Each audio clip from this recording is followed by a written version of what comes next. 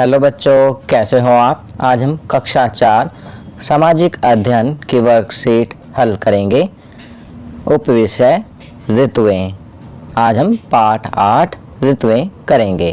तो चलिए worksheet solve करते हैं। प्रश्न 1, तापमान किसे कहते हैं।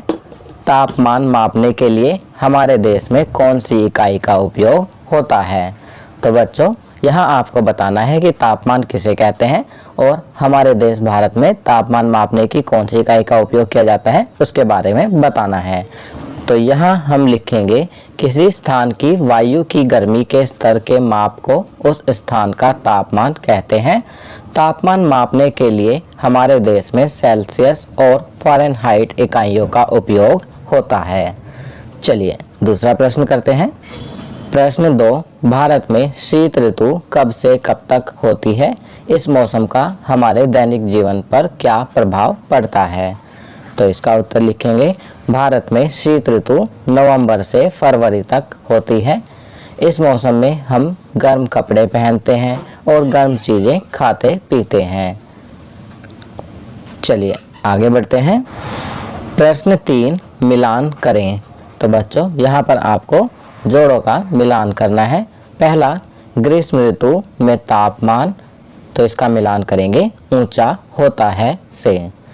दूसरा, ज्वार, बाजरा, उड़द फसलें, तो इसका मिलान करेंगे वर्षा ऋतु से।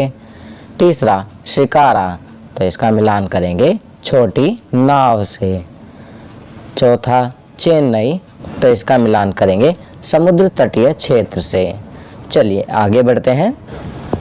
प्रश्न 4, मानसून क्या है हमारे देश के लिए, इसका क्या महत्व है, 5 वाक्यों में लिखें।